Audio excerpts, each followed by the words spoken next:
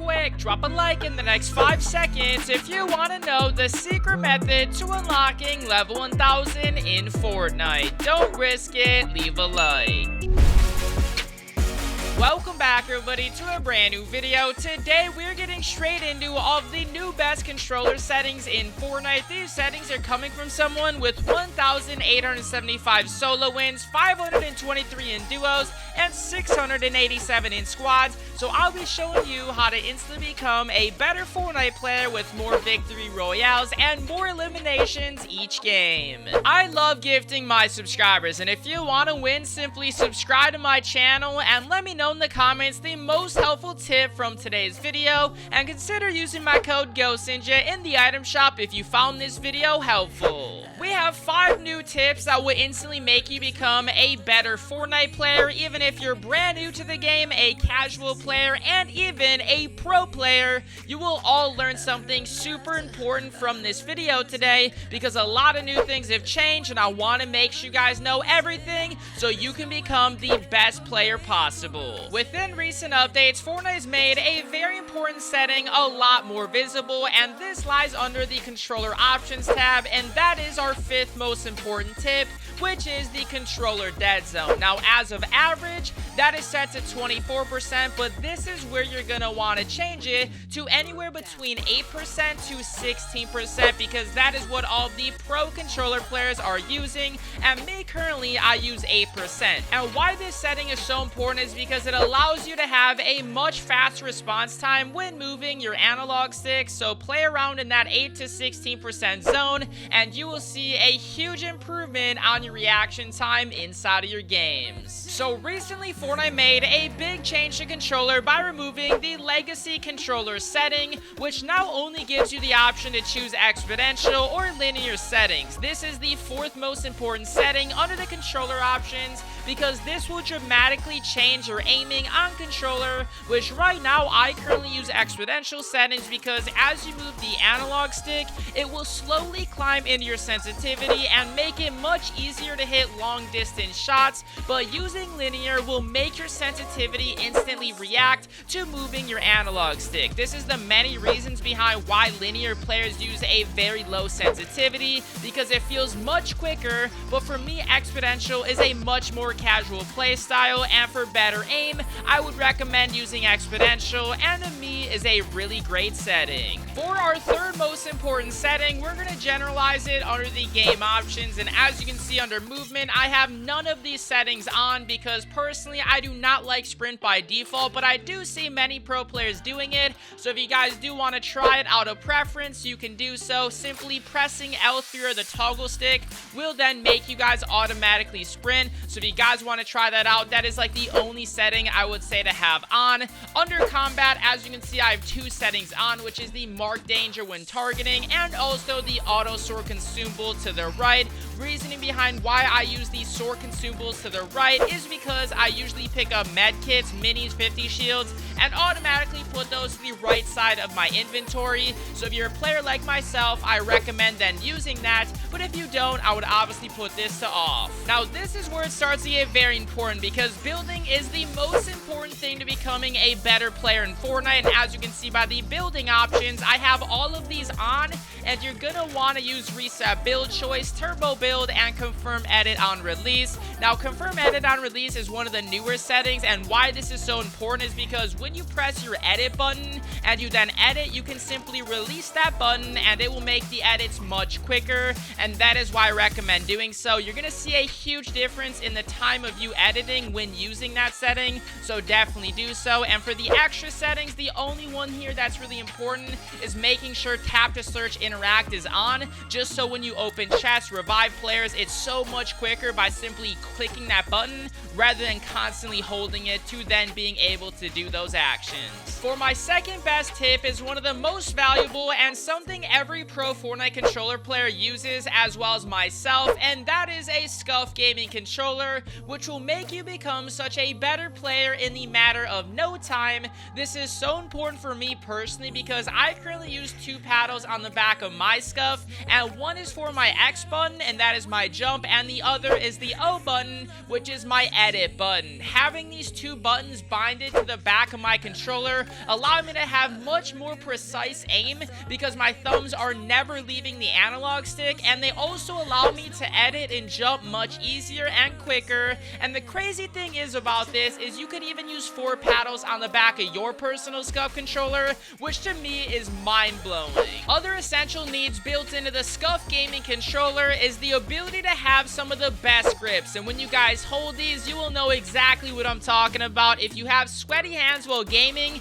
this will help you improve so much just because the feel to the controller is amazing. In addition, you guys can even change out the thumbsticks, which will allow you guys to have the best aim possible to your play style. So I highly recommend checking out the SCUF gaming website, which I'll link down in the description below, and you can even check out your very own GhostNinja controller, and make sure to use my code GhostNinja at checkout on the website to save yourself 10% off on any order and anything that is on the SCUF gaming website. Also, you guys can use this controller on any platform, which is PC, Xbox, and PS4. So if you guys want to hook it up, you can definitely do so right now. This is definitely one of the best ways to instantly improve is by the controller that you're using, and obviously all the essential tips I gave you will make you become a better Fortnite player. And now let's show you guys all of my settings, and the #1 best tip inside of the settings options that you guys will want to know about. So for a couple hidden options, you'll definitely want to change your HUD scale to about 70%. The original one at 100% is a little bit too big, and it's going to give you a lot more visibility at 70%, which is another hidden feature. Now, in addition, under the audio settings, 3D headphones is actually a really great setting to know exactly where your enemies are coming from, whether that will be above you and under you, especially in places like the agency. You will see 3D headphones is a great option to have on. And in addition, under the controller options, some of the most important things is the sensitivity. As you guys can see, the input, I do not have controller auto run off, and I would also say I would put build immediately on, and also edit hold time to the absolute fastest, which is 0.100, and vibration obviously should have off as well. You don't want your controller vibrating while you're playing the game. It's just some way to kind of throw you off, so I don't really like vibration, but at that point it can definitely be a preference. And now I want to showcase all of the best sensitivity settings, considering these are some of the most important to understand. Now, as you can see, I do use a 10/10 sensitivity, which I will explain why you should not do that and why I use it myself. Now, for the build mode sensitivity multiplier and edit mode, I do use a 1.4 and a 2.0, which I recommend you guys use these two because it is a little bit quicker than the average speed, and I think a lot of you guys will like those two settings. Now, when you do then turn on the advanced options, you will then see my look horizontal and vertical speeds at 100%, which is a 10/10 sensitivity. Now, I do play on Exponential, and that is the reasoning behind why I can do so. And in addition, I come from a background where I've played on the max sensitivity on every video game I've ever played for such a long time, and that's why I just keep to this because I'm used to it. I would recommend, if you're playing on Exponential, change this to 50%. If you guys are playing on linear, change it to 40%, and you guys will see a very big improvement for your sensitivity. As I stated in the beginning of the video, linear is a little bit quicker than Exponential. I even tried linear at 100, and it was almost impossible for me. So if you play on linear, you're gonna want to use a slightly lower sensitivity than someone that uses Exponential. Like I said, 50% for Exponential players, 40% for linear, and I think a lot of you guys will be at a pretty solid point with those sensitivities. Now, as you can see, my turning boost ramp time is at 0.20 seconds. I try to go a little bit lower, but it also felt too quick, so I would just recommend using the default option there. Also, as you guys can see, my ADS look is a little bit higher than average. I use a 50%. A lot of players that are pro use about a 20 to 40%. That is the range you guys can try it at, so maybe go to 30%, see if it's a little bit too slow or fast. go up or down, whatever works for you guys. At this point, it's more so preference in finding the best ways for your personal style of play. Like I stated, my sensitivity overall is super high, so my ADS speed should be quite higher than average considering I play on such a high sensitivity as is. In addition, my boost ramp time is 0.20 seconds and the look dampening time is 0.20 seconds, and for the full control I have that to off and all the other ones to 1%.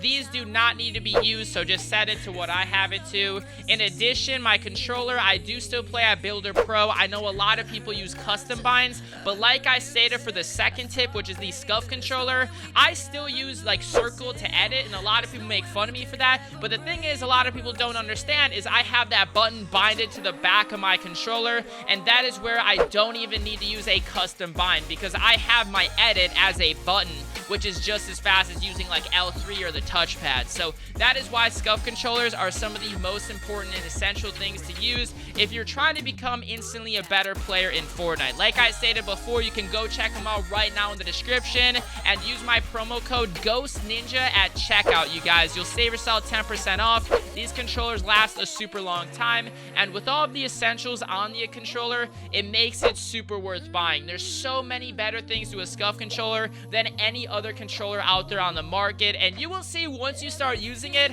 how big of a difference it actually does like have an effect at your actual gameplay. So let me know right now in the comments the best setting you found from today's video, and I'll keep you guys updated as we get along here through the seasons and different changes. But considering they did take out the legacy settings option, I thought it was a perfect time to explain to you guys some of the new settings that were added and some settings that were then taken out, to then people trying to scramble and find out the best settings inside of Fortnite. So if you guys did enjoy today's video, give it a like, subscribe if you're new, and turn on the notifications. And if you found this helpful, make sure to use code GhostNinja in the item shop. I would greatly appreciate it if you guys could. With that being said, I'll see you guys on the next video. Peace out.